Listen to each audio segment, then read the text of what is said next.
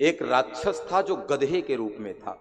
भगवान ने कंस मामा के वैसे सारे खिलौने, अकासुर बकासुर जितने थे सबको मार डाला भगवान ने, प्रलंबासुर को मार डाला, सबको भगवान ने सनात कर दिया और सबको अपने धाम में भेज दिया। एक रह गया था जिसका नाम था धेनुकासुर।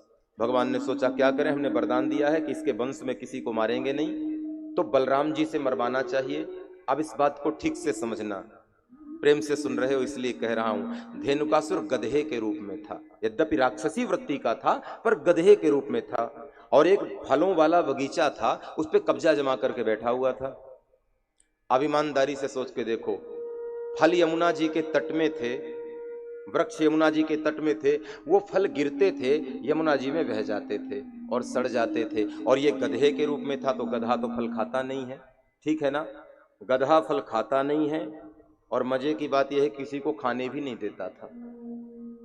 कितनी विचित्र बात है ना, खाता भी नहीं है और किसी को खाने भी नहीं देता है। ये पहली वृत्ति है उस जीव की। संसार में कई धेनुकासुर जैसे विचारों वाले लोग मिल जाएंगे। सड़ जाए तो सड़ जाए, बह जाए तो बह जाए, नष्ट हो जाए तो हो जाए, हम खाएंगे भी नहीं और किसी को खाने भी नहीं देंगे। बाड़ी में धरे धरे भूसा सड़ जाए लेकिन किसी गरीब की गैया ना खा पाए, किसी गरीब को नहीं देंगे, आग लगा देंगे उसमें, लेकिन खाने किसी को उपयोग में नहीं आना चाहिए। ये धेनुकासुर वृत्ति है। फल वाले बगीचे में कब्जा जमा के बैठा था, फल गिरते थे, बह जाते थे, सड़ जाते थे, लेकिन मजाल क्या कोई ब्रजवासी एक फल जूठा कर दे, मार के भगा देता था, कहता था खाऊंगा भी नहीं और खाने भी नहीं दूंगा, नष्ट हो जाए तो हो जाए, सड़ जाए तो सड़ जाए।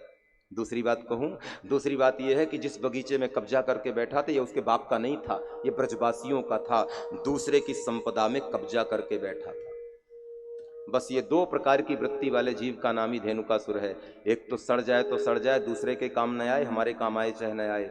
दूसरा ये कि हमारी नहीं है फिर भी हमने उसमें कब्जा जमा लिया है बलपूर्वक। दो प्रकार की वृत्तियों वाला जीव धेनुकासुर है। भगवान ने सोचा मारना तो है नहीं इसको, लेकिन मरवाना किससे है, बोले बलराम जी का। लेकिन अब दो समस्याएं हैं, बलराम जी से मरवाना, दो समस्याएं, एक धेनुकासुर, एक कालिया नांग। अब कालिया नांग के कारण पूरी यमुना विषैली हो गई है। ब्रजवासी रोज कहते हैं भगवान आपने सब कुछ कर दिया है, कालिया को मारो, यमुना को शुद्ध करो, यमुना के जल के पावन करो, यमुना के जल को पावन करो। गोचारण करने जाते हो, उसी काली दह के निकट गैया चरती हैं, बछड़े पानी पे के बेहोश हो जाते हैं, मार दो कालिया नांग को, आपने तो इतने बड़े बड़े असुरों को मारा है। भगवान ने कहा अभी नहीं मार सकते। बोले क्यों? बगल में देख रहे हो कौन खड़ा है?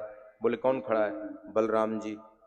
तो डरते हो क्या इनसे, बड़े भाई से? बोले डरते वरते कुछ नहीं है, वो कालिया नांग है, ये शेष नांग है, और मुश्किल ये है कि कहीं कालिया नांग को मारने जाए और शेषनाग हमारी ओर फन फना के दौड़ पड़े तो हम क्या करेंगे? रिश्तेदारी का मामला है ना, शेषनाग और कालिया नांग रिश्तेदार हो सकते हैं, तो कहीं कालिया नांग को मारने जाए और शेषनाग इनकी ओर से लड़ने आ जाए तो मुश्किल खड़ी हो जाएगी। तो बोले हम कालिया नांग का मर्दन उस दिन करेंगे जिस दिन गैया चराने में ये न आए साथ में, उस दिन दाऊ भैया न आए, बस हमारा काम हो जाएगा, कालिया नांग का काम पूरा कर देंगे। अच्छा, आज भगवान ने योजना बनाई। बोले क्या?